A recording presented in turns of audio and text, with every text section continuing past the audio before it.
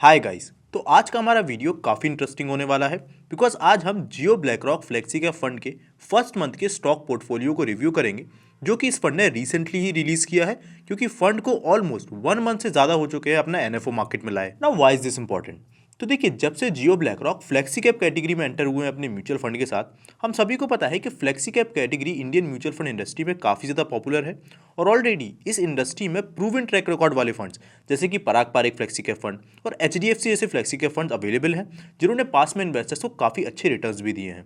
But फिर भी जियो के इस नए फंड को लेके इसीलिए मार्केट में इतनी ज़्यादा हाइप है बिकॉज इसके अराउंड ये बोला गया कि ये जियो और ब्लैक रॉक के मर्जर का पहला वो फंड होगा जो कि इंडिया में ब्लैक रॉक के world famous AI based investing tool Aladdin की real time data analysis capacity का यूज़ करेगा स्टॉक्स को फिल्टर आउट करने के लिए। प्लस उसके साथ ह्यूमन एक्सपर्टीज को भी ऐड किया जाएगा जिससे मार्केट में बड़े लेवल पर आउट परफॉर्मेंस क्रिएट की जाए।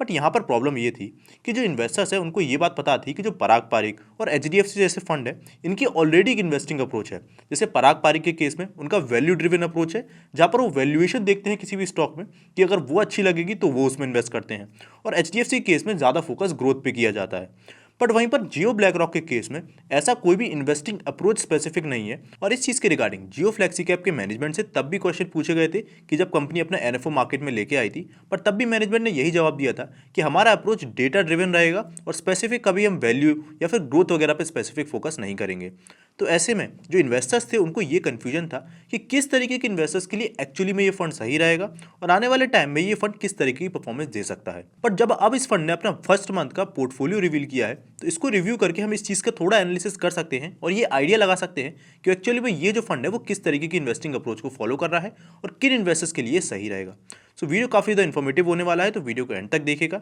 एंड ऑल्सो अगर आपको वीडियो पसंद आए तो वीडियो को लाइक करके चैनल को सब्सक्राइब कर दीजिएगा and do press that bell icon जिससे इस तरीके की इन्फॉर्मेटिव वीडियोस की नोटिफिकेशन आपको सबसे पहले मिल जाए। And before we jump to our video, a quick question. Comment box में बताइए कि आने वाले टाइम में actually Jio BlackRock fund जो पराग पारिक और एचडीएफसी फ्लेक्सी कैप जैसे फंड्स हैं इनको रिटर्न्स के मामले में बीट कर पाएगा या नहीं। तो स्टार्ट करते हैं इस फंड के बेसिक ओवरव्यू से।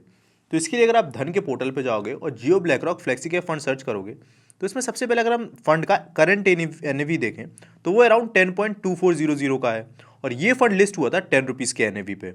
जहाँ पर अगर आप फंड का करंट एयूएम चेक करोगे यानी एसेट अंडर मैनेजमेंट तो वो आपको 1800 करोड़ का देखने को मिलेगा।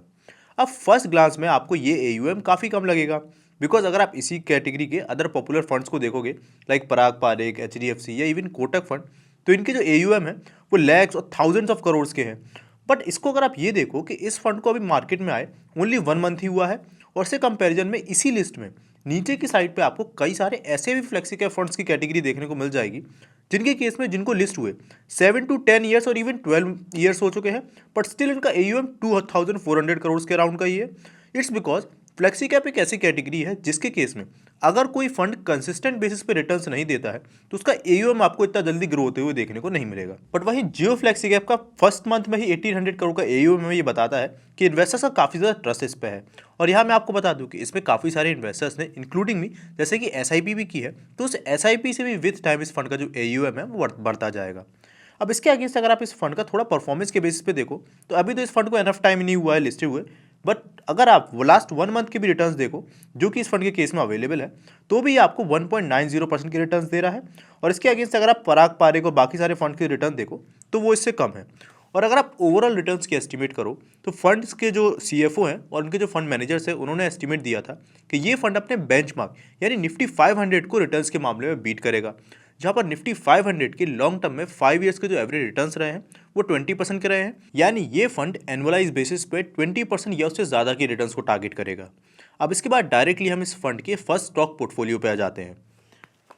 तो सबसे पहले अगर आप इस पोर्टफोलियो को देखोगे तो पहली चीज़ वो आपको समझ में आएगी कि फर्स्ट ही मंथ में स्टॉक ने ऑलमोस्ट 140 से ज़्यादा स्टॉक्स में अपनी जो होल्डिंग्स है उसको बनाया हुआ है। और इवन फंड का जो एनएफओ का डिटेल्स भी था उसमें भी ये चीज़ मेंशन थी कि फंड के इन जनरल आपको 150 से लेकर 200 स्टॉक्स इनके पोर्टफोलियो में देखने को मिलेंगे।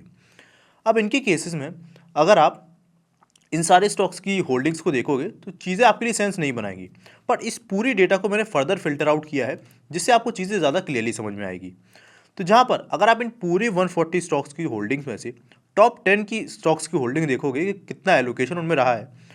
तो as you can clearly see कि फंड ने अपने टोटल स्टॉक लिस्ट में से केवल अपने टॉप 10 स्टॉक्स में 40% अपने पोर्टफोलियो का एलोकेशन कर रखा है, जिसमें जो एलोकेशन इन स्टॉक्स में वो कुछ इस तरीके से हमें देखने को मिलता है। सबसे हाईएस्ट एलोकेशन है HDFC bank, ICICI bank, then comes Reliance, Infosys, SBI, Larsen and Toubro, all the way through Adani ports. अब अगर आप क्लोजली देखो तो आपको समझ में आएगा कि फर्स्ट 9 जो स्टॉक्स हैं आउट ऑफ दिस 10 स्टॉक्स वो तो निफ्टी 50 के ही स्टॉक्स हैं, और परसेंटेज वाइज भी अगर आप देखोगे तो 37% जो होल्डिंग है वो हमें निफ्टी 50 की कंपनीज में ही देखने को मिल रही है। तो क्या इसका मतलब ये है कि ये फंड स्टेबिलिटी को पहले प्रेफरेंस दे रहा है, बिकॉज निफ्टी 50 की लार्ज कैप कंपनीज में होल्डिंग रखना तो हमें यही इंडिकेट करता है। तो मैं आपको बता दूं कि कंक्लूजन को इतनी जल्दी अगर हम ड्रॉ करने की कोशिश करेंगे तो चीज़ें काफ़ी ज़्यादा गलत हम समझ सकते हैं, बिकॉज अगर हम फर्दर अभी स्टॉक के पोर्टफोलियो को एनालाइज करेंगे तो आपको चीज़ें और बेटर समझ में आएंगी। तो अपार्ट फ्रॉम दिस 40% होल्डिंग, अगर आप फंड के ओवरऑल स्टॉक्स जितने भी इन्होंने रखे हैं उनको सेक्टर वाइज एलोकेट करोगे और ये देखोगे किस सेक्टर में किस तरीके की एलोकेशन फंड ने कर रखी है,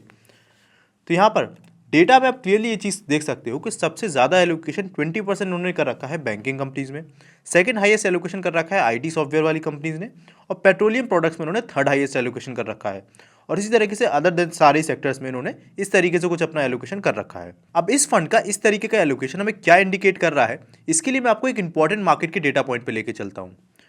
तो देखिए, ये जो आपको पूरे डेटा पॉइंट देखने को मिल रहा है इसमें हमें ये बताया गया है कि लास्ट 1 ईयर से लेकर 15 ईयर तक मार्केट में डिफरेंट इंडाइसेस प्लस जो डिफरेंट सेक्टर्स है उन्होंने किस तरीके का परफॉर्मेंस दिया है, जहाँ पर जो हमें कॉलम रेड में देखने को मिल रहा है वो अंडर परफॉर्मेंस को बताता है, और जो ग्रीन में हमें देखने को मिल रहा है डार्क ग्रीन वो आउट परफॉर्मेंस को दिखाता है। और इसी तरीके से इसको हम एक हीट मैप या फिर हीट चार्ट भी बोलते हैं। तो इसके केस में अगर आप लास्ट 3 ईयर्स के रिटर्न सबसे पहले निफ्टी 50 और निफ्टी 100 के केस में देखोगे तो यहाँ पर हमें रेड चार्ट देखने को मिल रहा है, जो कि हमें ये इंडिकेट करता है कि निफ्टी 50 और निफ्टी 100 ने लास्ट 3 ईयर्स में इस पूरी सेगमेंट की कंपनीज ने काफ़ी ज़्यादा मार्केट को अंडर परफॉर्म किया है अगर आप कंपेयर करो बाकी सारे अदर इंडाइसेस से। और हम सभी को पता भी है कि लार्ज कैप कंपनीज के केस में जो परफॉर्मेंस है वो लास्ट 2 to 3 ईयर्स में हमें ज़्यादा देखने को नहीं मिली। सिमिलरली जो इस फंड की हमें होल्डिंग देखने को मिली थी डिफरेंट सेक्टर में, कि बैंकिंग सेक्टर में सबसे ज़्यादा होल्डिंग थी, तो यहाँ पर अगर आप देखो अंडर परफॉर्मेंस बाय सेक्टर्स में, तो यहाँ पर आपको बैंकिंग और फाइनेंशियल सेक्टर और जो प्राइवेट बैंकिंग सेक्टर है, apart from all the sectors इनकी परफॉर्मेंस हमें सबसे ज़्यादा पुअर देखने को मिली है। इसके अलावा जो सेकंड हाईएस्ट होल्डिंग थी निफ्टी आईटी सेक्टर की थी, तो इसकी परफॉर्मेंस हमें काफ़ी ज़्यादा पुअर देखने को मिली है लास्ट 3 ईयर्स में। Other than this Nifty FMCG, Nifty oil and gas, ये वो सारे ही सेगमेंट्स हैं जिन्होंने लास्ट 3 ईयर्स में इस पूरे मार्केट सेगमेंट में हमें अंडर परफॉर्मेंस दिखाई है, जो कि हमें एक इंडिकेशन देता है कि इन सारे ही सेक्टर्स और जो इंडाइसेस है इनकी कंपनीज में वैल्यूएशन के फॉर्म में हमें एक कंफर्ट देखने को मिल रहा होगा। और उसी वैल्यूएशन को कंफर्ट को देखते हुए इस फंड का जो शॉर्ट लिस्टिंग है उसके प्रोसेस में हमें इन सारी कंपनीज का एक ओवरवेट देखने को मिल रहा है। और इसके अलावा एक और इंपॉर्टेंट डेटा जो कि आपको अगेन इस पॉइंट पे और एम्फेसाइज कराएगा वो ये है कि अगर आप देखो कि लास्ट 2 ईयर्स में हमारे जो एफपीआई की सेलिंग मार्केट में काफ़ी ज़्यादा देखने को मिली है वो किन सेगमेंट में सबसे ज़्यादा देखने को मिली है, तो यहाँ पर भी आपको यही इंटरेस्टिंग डेटा देखने को मिलेगा कि फाइनेंशियल सेक्टर जिसमें कि बैंकिंग और सारी एनबीएफसी कंपनीज आ जाती हैं उसमें एफपीआई ने सबसे ज़्यादा सेलिंग करी है, सेकंड हाईएस्ट सेलिंग करी है एफएमसीजी में, थर्ड हाईएस्ट सेलिंग करेगी आईटी सेक्टर में, और फिफ्थ हाईएस्ट सेलिंग करी है ऑयल एंड गैस में। और ये चीज़ हमें अगेन इंडिकेशन देती है कि जब वापस से हमारे मार्केट में एफपीआई लौट के आएंगे तो क्योंकि इन सेक्टर में वो काफ़ी ज़्यादा अंडरवेट हो चुके हैं और कंपनीज की वैल्यूएशन वाइज अच्छी हैं, तो इसके ज़्यादा चांसेस है कि इन सेक्टर की अच्छी कंपनीज वो सबसे पहले एलोकेशन करें। तो यहाँ पर हमें एक चीज़ समझ में आ गई कि निफ्टी 50 की जिन कंपनीज में उन्होंने हाईएस्ट एलोकेशन किया है उसका रीज़न केवल स्टेबिलिटी नहीं था, बल्कि उन कंपनीज में वैल्यूएशन भी कंफर्ट हमें देखने को मिल रहा था। यानी फंड का जो पहला मोस्ट प्रेफरेंशियल फिल्टर है वो है कंपनीज के केस में वैल्यूएशन कंफर्ट देखना। अब वो तो हमने देखा था फंड की 40% टॉप होल्डिंग को, पर उसके अलावा जो रेस्ट ऑफ द 60% होल्डिंग है जब उसके रिलेटेड मैं आपको एक पैटर्न बताऊंगा तो फर्दर आपको चीज़ें और भी ज़्यादा क्लियर होंगी कि फंड का एक्चुअली में जो तरीका है इन्वेस्टिंग का वो क्या है। But before you move to that मैं आपको बताना चाहूँगा दैट धन अपने यूजर्स को उनके प्लेटफॉर्म पर उनके एग्जिस्टिंग म्यूचुअल फंड्स को प्लेज करने का ऑप्शन प्रोवाइड करता है, जिससे उस प्लेजिंग के थ्रू आप एक्स्ट्रा कैपिटल जनरेट कर सको, जिससे फर्दर आप अपनी ट्रेडिंग और इन्वेस्टिंग जर्नी को फ्यूल कर सको। और अगर आपको इस फीचर को यूज़ करना है तो सबसे पहले आपको धन के पोर्टफोलियो वाले फीचर पर जाके अपने डीमैट म्यूचुअल फंड वाले फीचर को एक्टिवेट कराना पड़ेगा। और जैसे ही वो फीचर एक्टिवेट हो जाता है आपको अपने पोर्टफोलियोज़ में जाना है, म्यूचुअल फंड पोर्टफोलियोज़ में, उधर स्क्रॉल करके सबसे एंड में आपको डीमैट ऑप्शन वाला दिखने को मिल जाएगा। तो उसमें डीमैट वाले ऑप्शन पे आपको क्लिक करना है, गेट मार्जिन पे क्लिक करना है, और उस पर क्लिक करने के बाद आपको देखने को मिल जाएगा कि उस पर्टिकुलर फंड पे आपको कितना मार्जिन मिल सकता है। तो अब देखो फंड की अगर आप पोर्टफोलियो वापस से जाओगे तो other than the top 10 holdings अगर आप नीचे देखोगे यानी उसके अलावा कौन से स्टॉक्स में होल्डिंग है तो उसमें नाम आता है अडानी पोर्ट्स का, आईटीसी का, टाटा स्टील का, पॉलीकैब का, फोर्टिस हेल्थ केयर का। और ये सारी वो कंपनीज हैं जो कि अपने अपने सेगमेंट में मार्केट लीडर्स हैं। जैसे कि अडानी पोर्ट्स के केस में ये इंडिया की largest private sector port company है। आईटीसी टोबैको में मार्केट लीडर है। टाटा स्टील स्टील में मार्केट लीडर है। पॉलीकैब केबल्स में मार्केट लीडर है। और फोर्टिस हेल्थ केयर जो है और इवन जो मैक्स हेल्थ केयर है ये लार्जेस्ट हॉस्पिटल चेन्स हैं। अदर देन दिस अगर आप इंटरग्लोब एविएशन जैसी कंपनीज भी देखोगे तो ये ओवरऑल एविएशन मार्केट में सबसे ज़्यादा डोमिनेट करती हैं और मार्केट लीडर की पोजीशन पे है। तो इस चीज़ से आपको क्या समझ में आ रहा है कि ग्रोथ पॉइंट ऑफ व्यू से जो बाकी कंपनीज में भी ये इन्वेस्ट कर रहे हैं उसमें भी इनकी पहली प्रेफरेंस होती है कि उस सेगमेंट की ऐसी कंपनी को पिक करो जो कि उसमें मार्केट लीडर हो। और इससे फ़ायदा ये मिलेगा कि जब उस कंपनी की इसमें परफॉर्मेंस शुरू होगी यानी ग्रोथ शुरू होगी तो वो जो ग्रोथ होगी वो सस्टेनेबल होगी और ओवरऑल पोर्टफोलियो की परफॉर्मेंस भी जो होगी वो स्टेबल होगी।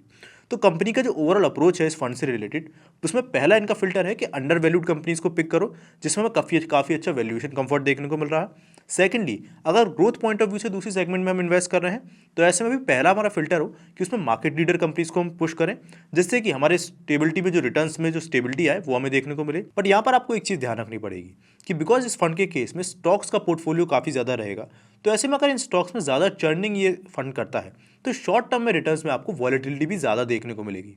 तो फंड की इस पूरी अप्रोच को देखने के बाद क्या आपको लगता है क्या आपकी इन्वेस्टिंग स्टाइल को ये फंड सूट करेगा कि नहीं, कमेंट बॉक्स में बताइए। और अगर आपको वीडियो पसंद आए तो वीडियो को लाइक कर दीजिएगा। And thanks for watching this video till the and. हम मिलेंगे अपने नेक्स्ट वीडियो में, तब तक के लिए bye bye. Investments in the securities market are subject to market risk. Read all the related documents carefully before investing.